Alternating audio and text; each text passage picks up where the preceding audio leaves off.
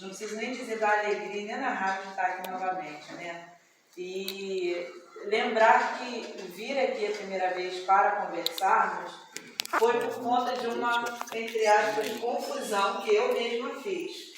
A Lília postou que a Janaína estava precisando de alguém para me fazer uma exposição, mas não colocou, lá creio eu, o nome da Jana, só colocou Manuel de Oliveira. E eu morava lá na Poça e disse, bom, pertinho aqui de lá de casa eu vou.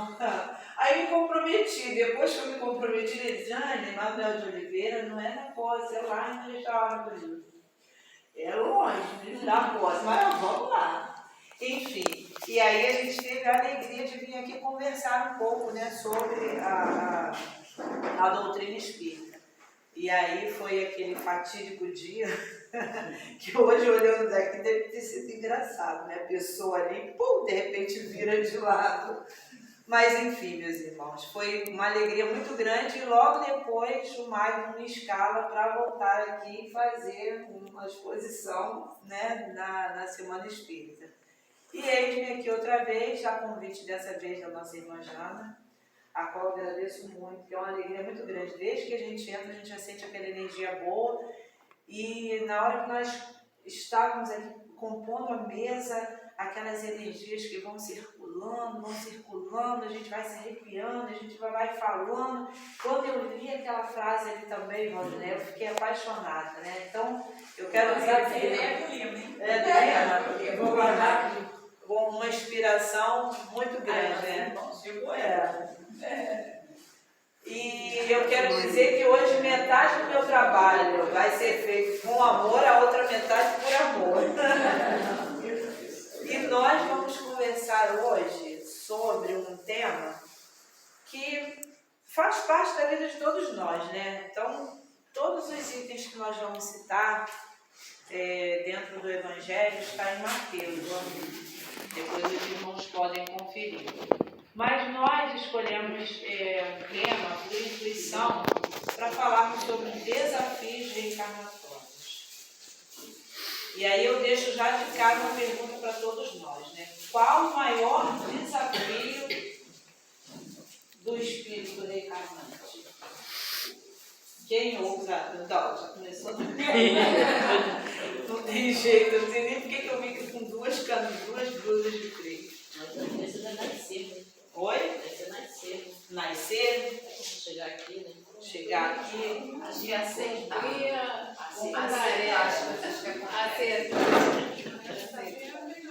Eu acho que é a porta larga. Oi? Eu acho que é a porta larga. A porta Que é larga. aberta para todo mundo. Acho que a gente vencia duas vezes. No fundo, se nós avaliarmos todas essas respostas, elas têm o seu valor, o seu fundamento, não é? Mas antes da gente responder, né, dentro da nossa proposta, nós vamos lembrar a escala espírita, lá no Livro dos Espíritos, onde Kardec vai falar das classes e das ordens, né, dos espíritos. E nós estamos inseridos, né, naquela classe, naquela ordem assim, bem terra-terra, né, bem mundo de expiações e provas. Não precisa ninguém dizer qual a condição de um espírito nesse mundo, porque se nós observarmos em volta, a partir de nós próprios nós vamos entender do que se trata, o mundo de expiação e prova. Então, quando a gente fala sobre isso, a gente sabe que são espíritos altamente comprometidos com a lei, altamente comprometidos consigo próprio e com o outro. Então, a gente reencarna aqui pela misericórdia infinita de Jesus para que a gente possa ter, né, uma nova oportunidade. Então, partindo desse princípio, a gente vai ver que nas obras de André Luiz, antes de falarmos de reencarnação, de estarmos aqui, de vivenciarmos todas essas situações, a gente estava lá. E como a nossa irmã Márcia lembrou, né? Vir, né? Aceitar, vir, né? Porque é complicado. Quem está aqui não quer partir. Divaldo está dando a vez dele. Quem quiser pode pegar. Ele disse que não está com pressa, ele manda ir embora. Mas vir para cá, para nós que estamos do lado de lá, é tão difícil quanto voltarmos daqui para lá.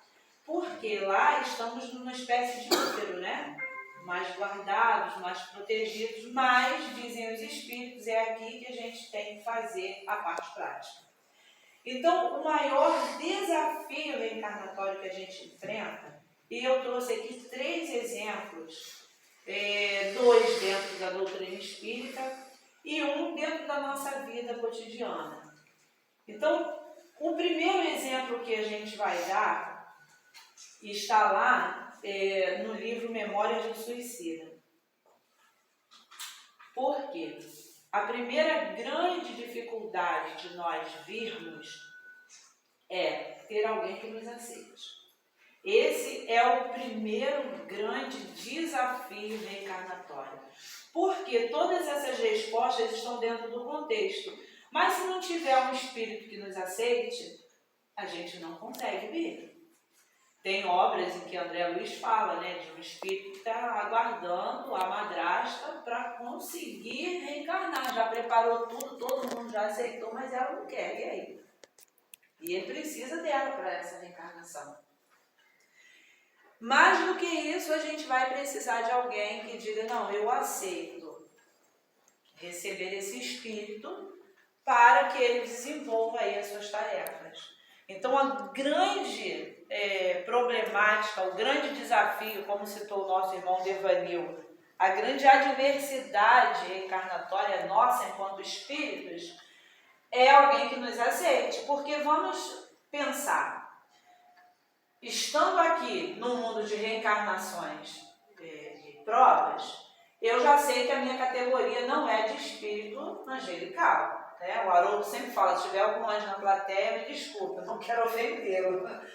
Mas a nossa condição é aquele que matou, é aquele que feriu, é aquele que abortou, é aquele que desistiu, é aquele que malbarateou a oportunidade.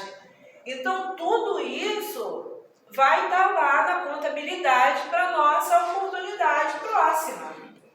E aí, digamos que eu tenha feito tudo isso de ruim. Vamos imaginar Hitler. Olha, uma categoria bem difícil para a gente poder conseguir entender qual é a nossa proposta nessa fala. Imaginemos que espírito aceitaria Hitler como filho, se ele tivesse que reencarnar hoje. Então, essa é uma avaliação, essa é uma reflexão que a gente começa a pensar na dificuldade desse espírito para reencarnar. É a grande dificuldade dele. E aí, lá no livro Memórias de um Suicida, o primeiro exemplo, Camilo vai falar sobre essa questão. Ele está tendo orientações sobre essa questão da reencarnação de um suicida. Um suicida, geralmente, quando nasce, ele tem o corpo estrupiado, ele é surdo, ele é mudo, ele é um monstrinho, entre aspas, porque o corpo, a mente, não apenas o corpo, às vezes ele tem o corpo até perfeito, mas dependendo do motivo pelo qual ele se suicidou, dependendo da maneira como ele se suicidou, ele pode ter debelado a mente. Então, chega aqui um espírito de uma complexidade desse tamanho. A primeira grande dificuldade é alguém aceitar esse espírito. E está lá no livro Memórias de um Suicida. Por quê?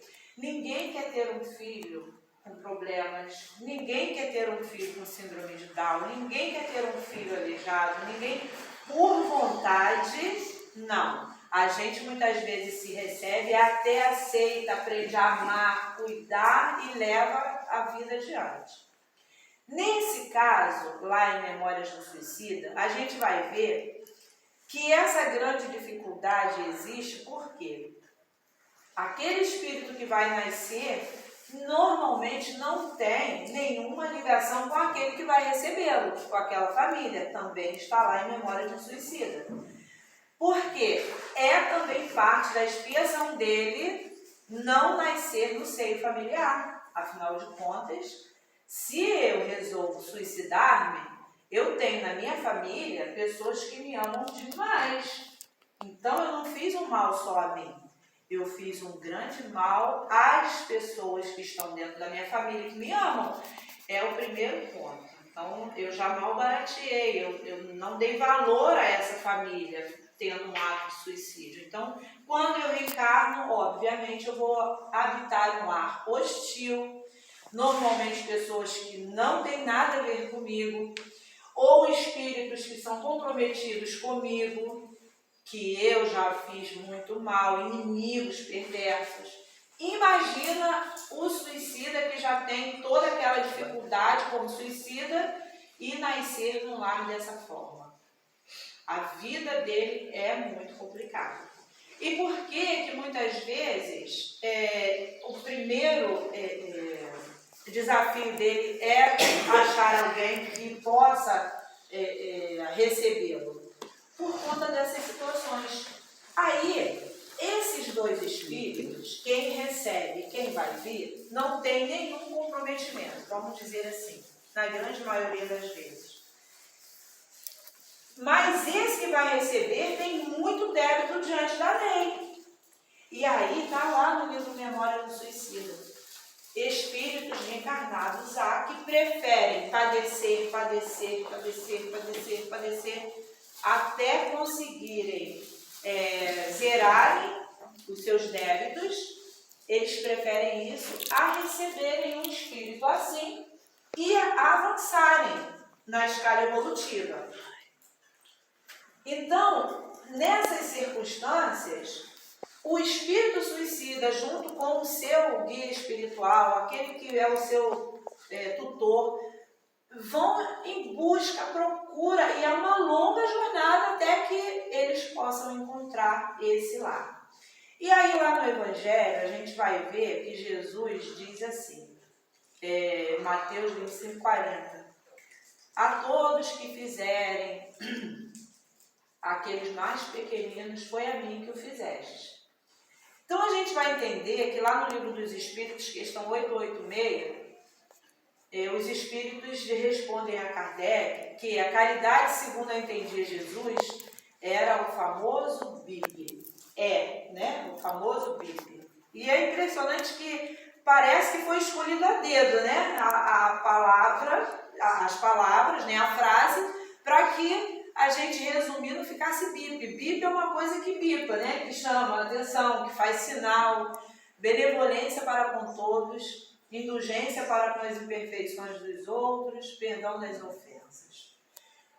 Essa é a maior caridade que a gente pode prestar. Porque tudo mais, ainda que seja exercício caritativo, é dever cristão. Porque eu gostaria, como o nosso irmão Nelson falou, que alguém me desse uma coberta, um casaco, um prato de comida. Então, se eu ofereço, isso é um dever cristão.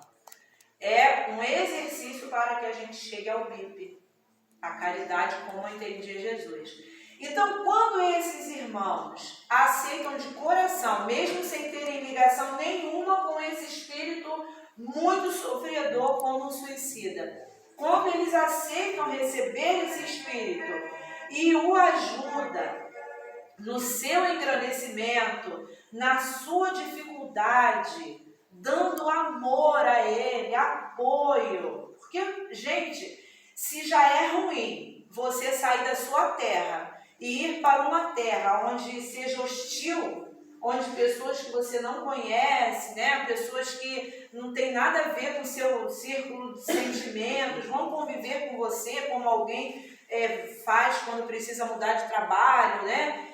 Imagina você sair do mundo espiritual, sair da sua família espiritual e encarnar numa família que não tem nada a ver com você, quando não são os espíritos inimigos seus. Então deve ser algo muito ruim. Então, esses espíritos que acolhem esses que vão reencarnar nessa condição, eles estão dando um salto na sua própria condição evolutiva. Então, olha como é bom. O primeiro desafio nessa questão foi resolvido. Achou uma família que, desejando crescer, evoluir, né, aceitou o espírito que está reencarnando aquele que foi um suicida.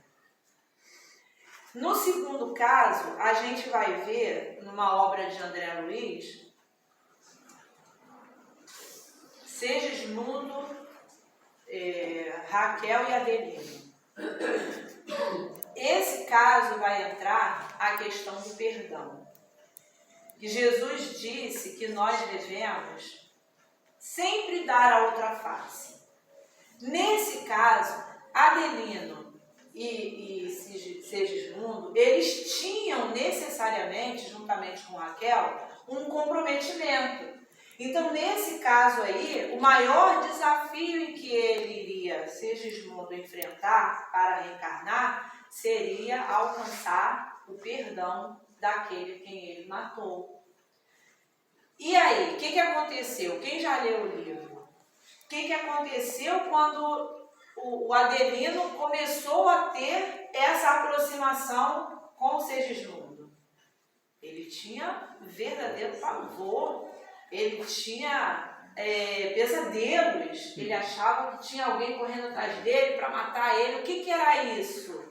Era a lembrança do que ocorreu. E aí, como é que foi trabalhado isso? Porque ele não queria de jeito nenhum. Dentro do desdobramento, os espíritos amigos vieram, conseguiram dar todo aquele apoio, porque era necessário, porque havia ali um entrosamento entre os dois, uma necessidade de reajustamento entre três almas, né? Então, o que ocorreu com isso? Ele conseguiu se sentir favorável a perdoar o inimigo, que já havia se arrependido e demonstrou tão verdadeiramente, e aí a gente percebe que não é questão de palavra, é questão de sentimento. Quando eles foram colocados próximos um ao outro, o Adelino sentiu a veracidade do sentimento de Segismundo. Então, o que ele fez? Ele abriu a guarda, perdoou, não é? Deu a outra face. Então, Jesus vai falar, dar a outra face. Então, dar a outra face é eu passar a mão na cabeça, é eu fazer de conta que não aconteceu o mal, é eu estar conivente com o mal. Não, você já me bateu aqui, pode bater nessa daqui, não tem problema nenhum. Não é isso. Dar a outra face é a gente dar ao outro sempre uma segunda chance. Não dele nos desbofetear novamente, mas dele mostrar que realmente ele está favorável à mudança, que foi o que aconteceu com o Segismundo. Então, o Adelino deu a outra face, deu a ele uma nova oportunidade, só que dessa vez ele reencarnaria como filho. Não é? Então, a gente percebe que aí qual era a dificuldade que Segismundo tinha para reencarnar, qual era o grande desafio dele? Encontrar o seu inimigo, aquele que, na verdade, ele se fez inimigo de Adelino. Conseguir esse perdão, esse acolhimento. E quando ele nasceu, a gente pode pensar, como é que deve ter sido a convivência dele com o pai, com a mãe? Nada fácil. Isso é fato.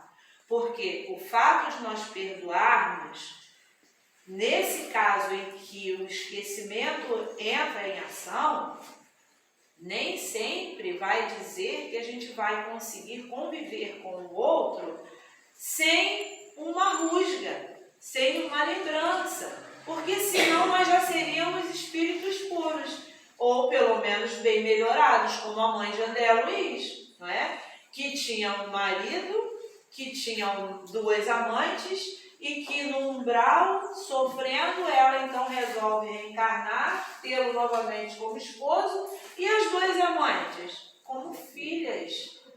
Agora eu fico pensando cá para nós, ser filha, né, da mãe de André Luiz deve ser algo fantástico, né? Só que para a gente, né, não. Por que não? Imagina aquele amor que, como Paulo fala, o amor de Deus nos constrange. Imagine aquele amor que disciplina a todo instante. Não daria para mim. Eu iria ser uma filha muito rebelde, eu ia fugir de casa. Não ia dar certo, eu não ia conseguir olha que coisa, né? Tudo que a gente precisa é um espírito dessa natureza que nos abraça, que nos compreenda, que já nos perdoou, que, né, já entendeu que o fato de eu ter sido amante do marido dela foi um equívoco meu. Olha isso, Deus. Imagina eu, filha de um espírito desse, não vai dar certo, não.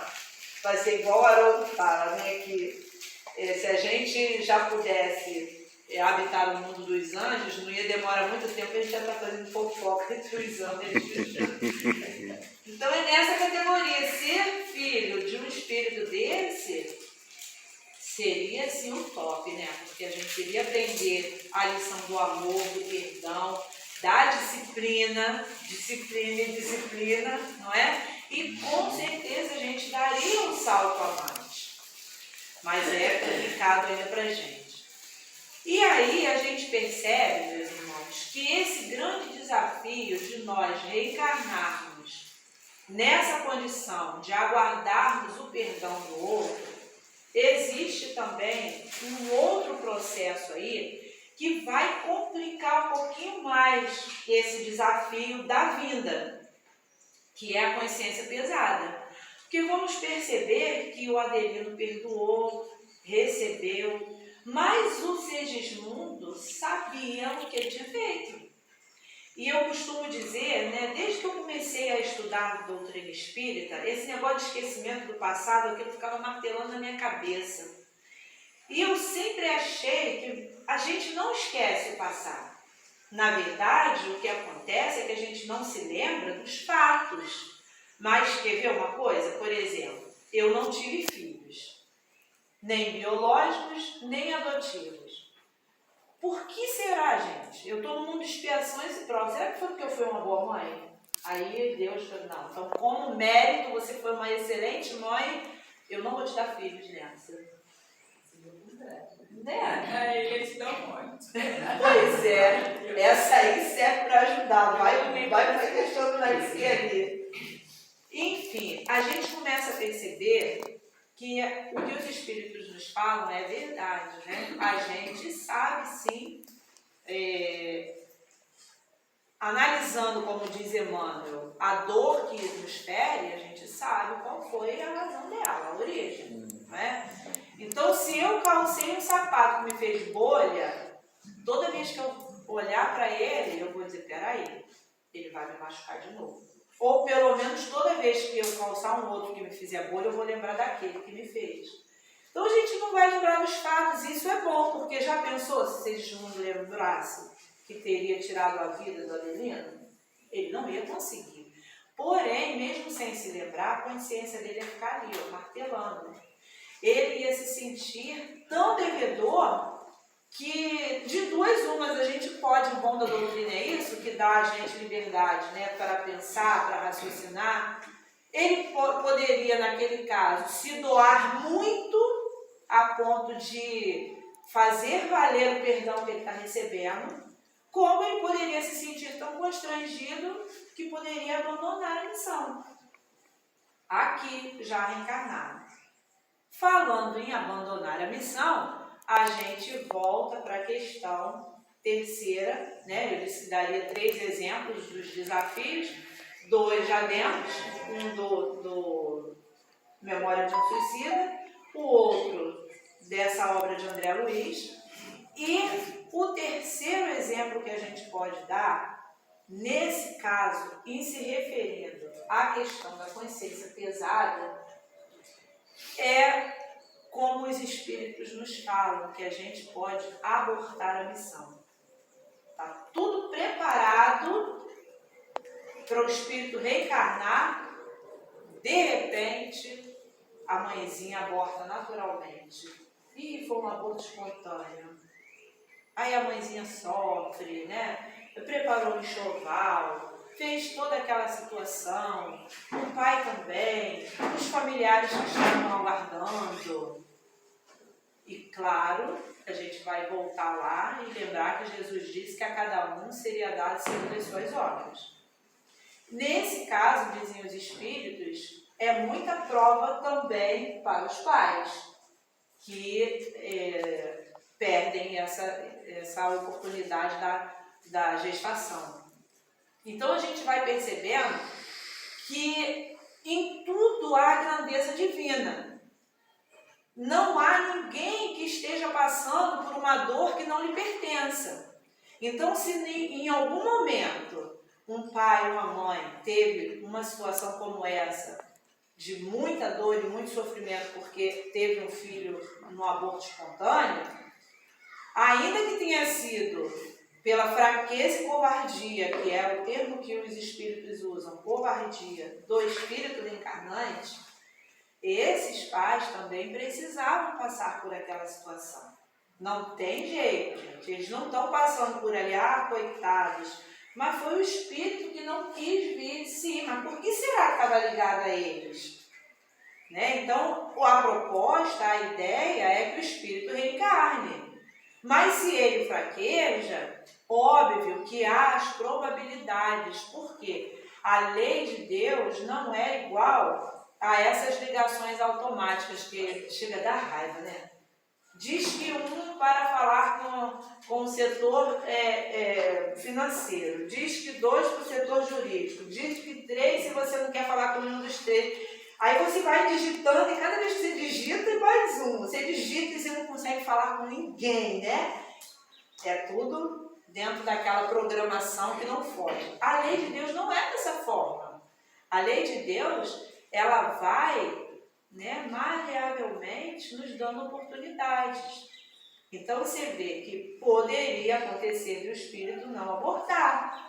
E ele vir, nascer, e a mãezinha e o paizinho passarem por outras expiações, outras provas, que, segundo Tai Pedro, o amor cobre uma multidão dos pecados, né? Então, não necessariamente eles precisariam de passar por aquela dor, amando demais aquele espírito todo complexado, poderiam passar pela prova, pela expiação. Mas se o espírito resolveu abortar a missão, aquela dor certamente foi bem aproveitada. E aí esse espírito programou a reencarnação, a espiritualidade programou, mas ele é um espírito comprometido com a afetividade, com a vida conjugal, ele é comprometido com a vida profissional, ele é comprometido com uma série de situações que vão fazer com que na vida dele de encarnado tudo dê errado, entre aspas, né? Porque o tudo que dá errado para nós, aos nossos olhos, é apenas uma questão de ponto de vista. E qual o grande desafio dele na hora de vir? Eu sei que eu vou tentar e vai dar errado. Aí entra o que a Márcia falou, né? Eu acho que eu não quero não, melhor ficar aqui. E existem aqueles espíritos que realmente desejam não vir, porque não conseguem. Mas também eles não conseguem o progresso que eles precisariam, porque passar daquela fase somente depois da reencarnação. E se não conseguem ter a vontade de reencarnar, não conseguem passar daquela fase, ficam meio que estacionados. E aí esse espírito prepara tudo para nascer. 4 meses esse espírito resolve abortar a missão. Não quero, não vou. Não vou. E aí, volta. Quer fugir. Mas o programa era ele vir. E o que faz a mãe? Tenta. Não, você não vai não. Você vai ficar aqui. Você vai ficar aqui porque você tem que ficar aqui. Independente da mãe saber se era para vir, do que informava a doutrina espírita ou não. Nós não vamos dar spoiler, não vamos dizer do que estamos falando para que a história possa ter um final em que todos venham a entrar nela. Passado esse período, não foi, ficou ali. Não demora muito tempo, aos 6 meses, o que esse espírito quer fazer? Fugir de novo, quer não. Lá está difícil, lá vai ser difícil. Mas interessante que a consciência é tão pesada que o espírito só consegue ver o lado ruim. Não consegue perceber que quem vai acolher, a família que vai acolher, a mãe que vai acolher, tem amor para dar. E beleza, a mãe tenta daqui, tenta dali e consegue, vamos lá, ficou ali, não foi, não fugiu. Chegou no dia de nascer, o espírito disse, agora não vou. Agora eu não vou sair, não vou. Antes ele queria sair antes do tempo. Chegou na hora de sair, ele quis ficar. E aí?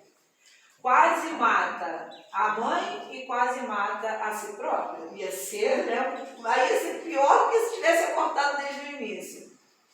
A mãe que tinha lá uns contatos com algumas entidades da Umbanda e que tinha dado algumas orientações, esqueceu de algumas orientações, mas depois de quase mortos os dois, mãe e filho, vem a lembrança, vem, né, aquela informação que a espiritualidade amiga já tinha preparado, e aí eis que nasce, depois de muita dor, muito sofrimento, muita angústia, nasceu para a felicidade dos pais. O pai achou que era um menino, saiu pelo morro afora gritando que era um menino. Quando voltou, se deparou com uma menina. Aí não foi, já chegou causando frustração. Enfim, eis-me aqui. Estou contando a minha própria história, gente. Vou falar para você. É um negócio que, assim, na minha vida, de hoje para trás, sem querer fazer essa autobiografia, mas trazendo a essência da questão dos desafios que o espírito passa, o meu desafio não foi só nascer, não. Todas as coisas de tudo na vida que eu já iniciei, a única coisa que eu estava realmente comprometida e que, graças a Deus, os amigos espirituais, eu não demandei, foi do que eu estou fazendo aqui. É emocionante falar isso porque cada vez que eu trago algo dentro da doutrina espírita, eu trago para mim mesma. Eu cresço, eu evoluo, eu não quero mais passar por essa situação de ser uma suicida, porque eu tenho um problema no ouvido muito sério, que eu tive um tumor e fiz uma retirada dele depois de uns 20 e poucos anos de vida, em que eu já tive o insight ter sido em alguma reencarnação um reflexo de um suicídio. Os filhos, que quando eu casei eu imaginei ter uma mesa gigante, eu falava com meu marido, eu quero uma mesa grande que eu vou encher essa mesa de filho. A única vez que eu engravidei foi uma gestação tubária. E quase, né, eu estava fazendo dois trombos, um aqui, outro aqui, numa gravidez tubária, com um problema no estômago, com bactéria. Estava internada no hospital do Fundão, em meio à gripe suína, aquela sala enorme lá da emergência, e eu ali no meio, e assim, essas são pequenas coisas, né, que a gente vai assim pontuando, mas não há nenhuma coisa que eu tenha conseguido findar, não por não tentar, mas porque chega um determinado momento, eu vejo que a frustração em algumas coisas na minha vida, a frustração é providencial.